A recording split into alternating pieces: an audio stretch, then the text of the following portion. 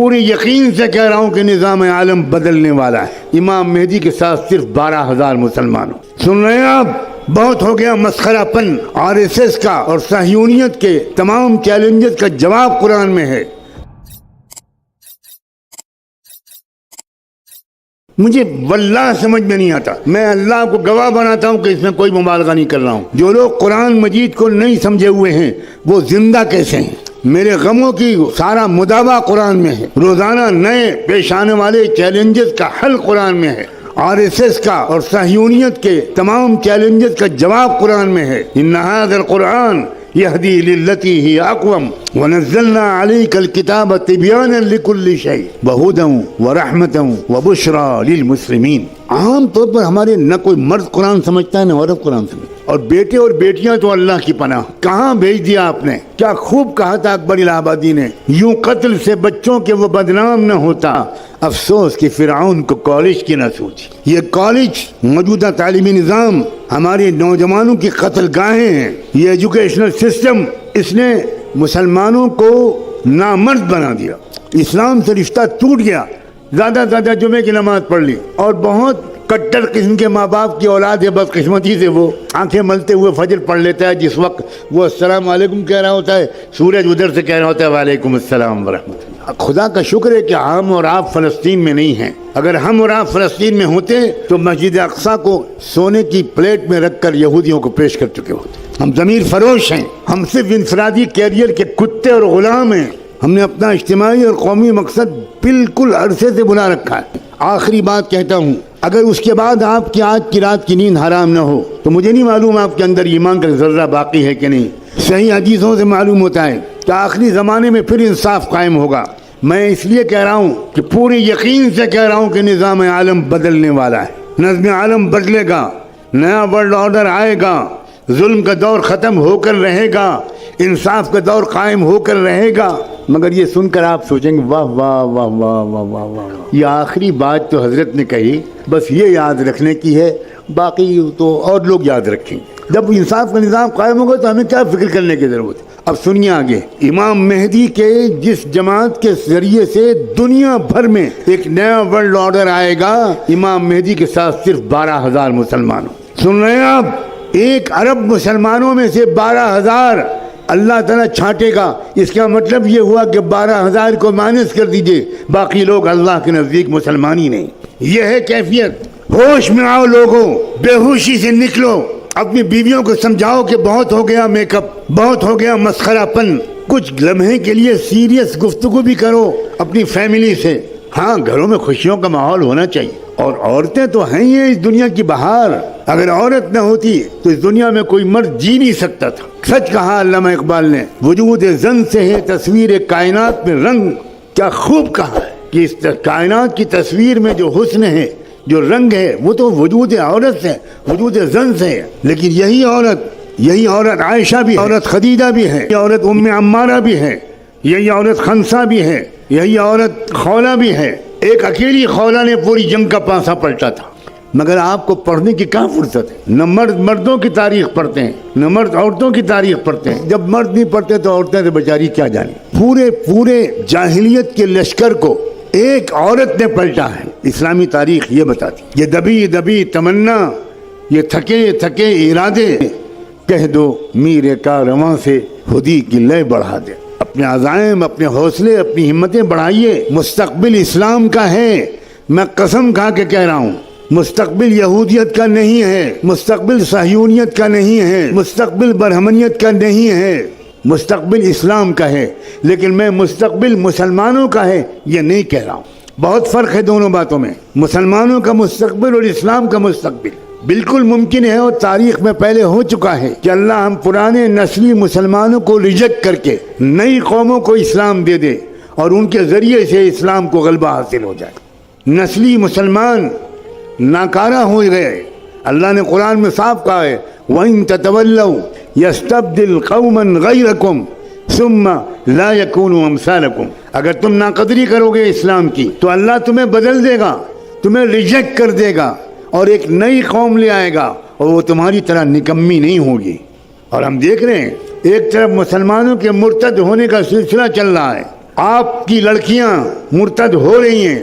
آپ نے جن لڑکیوں کو کالجوں میں بھیجا ان کو موبائل دیا, ان کی تربیت نہیں کی, ان کے ساتھ نہیں بیٹھے, ان کو اسلام نہیں سمجھایا, ان کو قرآن نہیں سمجھایا, وہ لڑکیاں کیا کر رہی ہیں مجھے بتانے کی کوئی ضرورت نہیں. آپ اگر بے خبر ہے تو سوائے اس کے کہ آپ ماتم کریں ایک بار صبح اور ایک بار شام, اس کے سوا میں آپ کو کوئی مشورہ نہیں دے سکتا.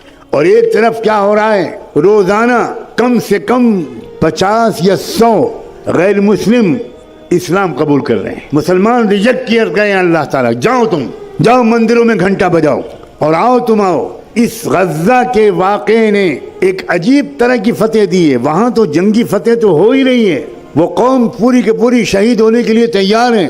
سلام بھیجتا ہوں میں ان نوجوانوں پر, کیسا ہے ان کا ایمان و یقین.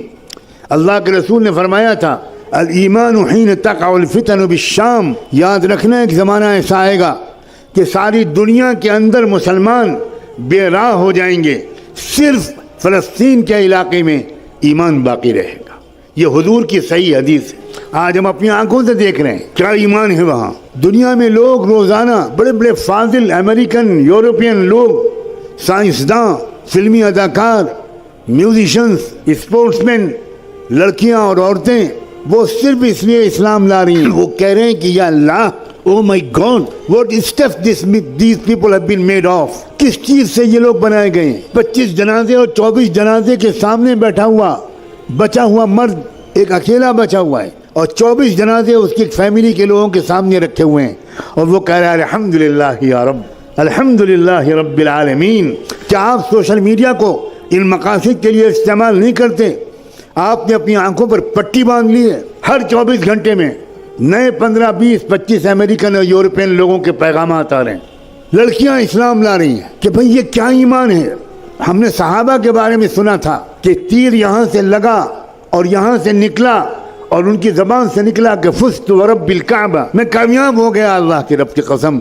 کیا آپ نے وہ ویڈیو نہیں دیکھا کہ ایک باپ اپنے چھوٹے سے معصوم شہید بچے کو لیے ہوئے اللہ کے سامنے پیش کر رہا ہے, اور باپ پوچھ رہا ہے رضیت یا ربی, اللہ آپ راضی ہو گئے, اللہ آپ راضی ہو گئے, اللہ میں بالکل راضی ہوں, آپ راضی ہو گئے کہ نہیں, اللہ میرے بقیہ خاندان کو بھی قبول کر لیجئے, اللہ مجھے بھی قبول کر لیجئے. آپ بتائیے یہ ایمان ہے یا وہ ایمان ہے جو ہمارے پاس ہے؟